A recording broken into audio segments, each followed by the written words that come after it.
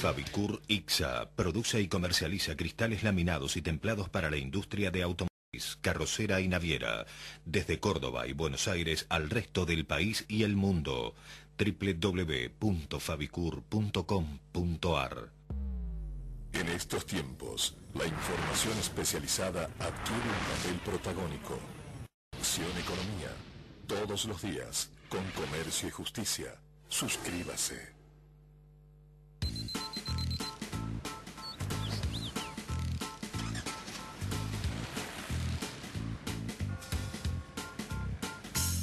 La suerte está en todos lados. Jugá a las 4 cifras de la Quiniela de Córdoba y ganá mucho más. Sumate al Club de Ganadores de la Lotería de Córdoba.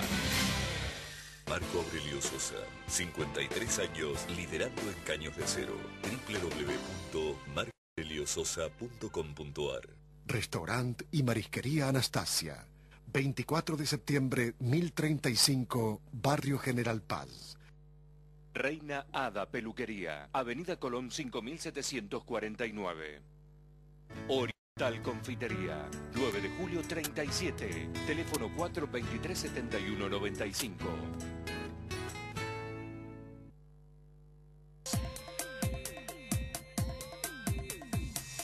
Vialidad Nacional, uniendo el país.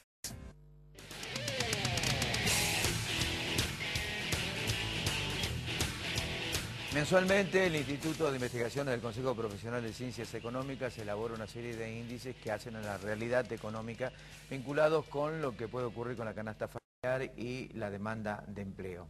Está con nosotros el licenciado Víctor Linares, que es Víctor Peralta, perdón, que es economista y es uno de los integrantes de ese Instituto de Investigación. Víctor, gracias por venir. ¿Qué tal, Ricardo? ¿Cómo estás? Disculpo por haber cambiado el apellido. Víctor, bueno, no vamos a abundar en términos puntuales porque esto está en la página, ¿no? Sí, en la página del Consejo, que es www.cpcsba.org.ar. Bien, fantástico. Digo, ¿cuál es el costo de vida para el interior? Bueno, en abril el Consejo midió 594 pesos para un adulto equivalente. Si eso lo proyectamos para una familia tipo de 4 miembros con 2 adultos y 2 menores, el costo, digamos, en gasto de alimentación estaría en 1.860 pesos. Alimentación. Alimentación exclusivamente. Exclusivamente. Que si lo comparamos con la canasta de Index, para un adulto equivalente el valor es de 170 pesos. Yo me acuerdo que cuando el Consejo empezó a medir en el 2005, la diferencia entre ambas canastas era de un 80% en valores. Y ahora estamos en un 200%, un poco más. Lo cual está marcando la pauta que los precios han registrado un crecimiento mayor que lo que viene diciendo INDEC, digamos, en sus mediciones. Sí, INDEC es prácticamente inconcebible, no se puede tener como una medición registrable bajo ningún punto de vista, ¿no? Claro, sí, sí. Con respecto a la variación, digamos, en términos mensuales, el Consejo midió un punto de inflación, digamos, aumentó un 1% entre marzo y abril, el costo de los alimentos. En términos acumulados, en lo que va del año, acumula un 19%. 19%. Sí, un 19,6% para ser más puntual. Y en términos interanuales, que es comparando la canasta, o sea, el valor que tenía la canasta en abril del año pasado con respecto al valor que medimos ahora, es de un 35%. Esta canasta que medimos nosotros el año pasado costaba, para abril costaba 440 pesos, hoy cuesta 594 pesos, se aumentó 154 pesos. Y si hacemos un corte en el tiempo, en diciembre, esta canasta costaba 497 pesos, y ahora está... 594, claro, 594 pesos. Exactamente. Lo cual uno, cuando se pone a pensar en lo que es la política de asignación universal, que es una buena política, digamos, porque incluye a los menores, si uno ve que le estaban dando un subsidio o la asignación, digamos, de 180 pesos, en diciembre tenía un valor de 180, ahora esos 180 pesos estás contando mucho menos con poder adquisitivo, digamos, para adquirir bienes. ¿Cuánto menos? ¿30%? ¿35%? No, 19% menos. 19% menos. Claro, que la variación... 20%. Exactamente. En la medición, digamos, lo de mayor crecimiento de precio es la carne. La carne, lo que va del año, acumula un 44% de crecimiento en los precios, mientras que en términos anuales tenemos un 54%. El incremento en la carne está explicando el 60% de ese aumento del 19%, digamos, o sea, de los 24 pesos, unos 50 pesos por el incremento en la carne. ¿Para Capital?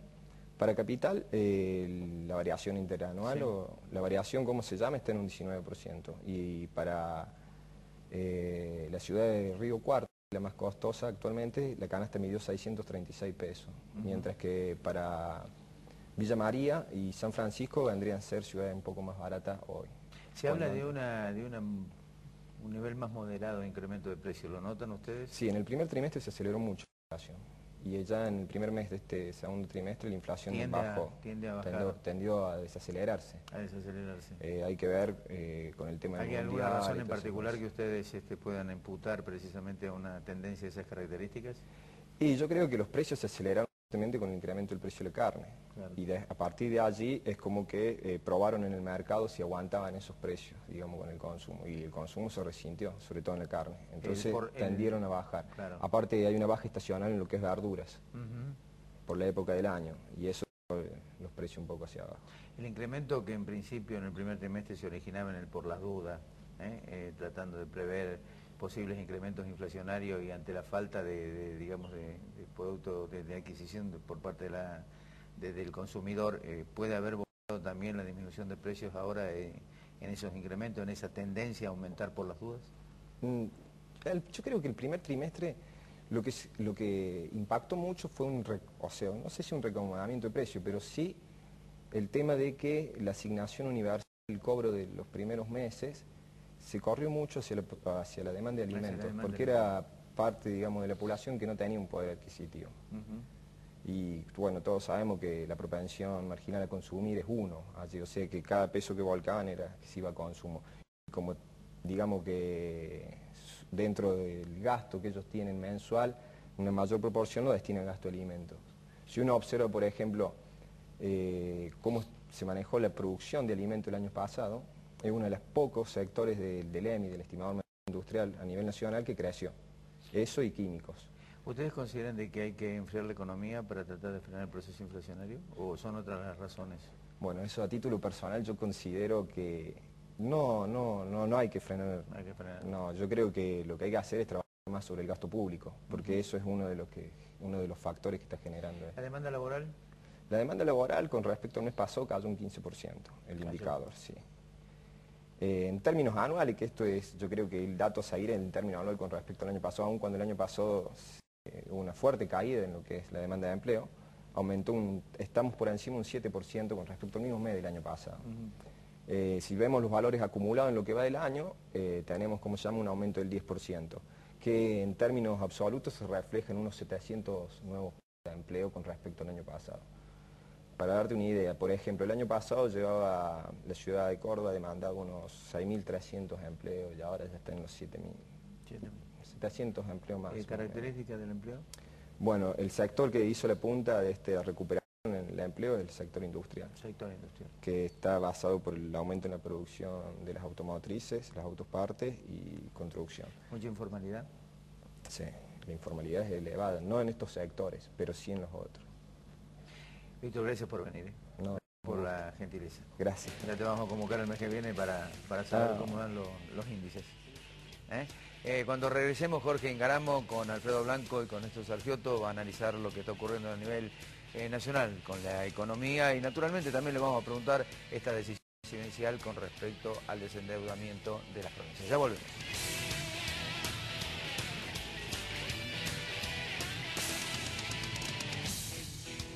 Auspiciaron objetivos. www.fabicur.com.ar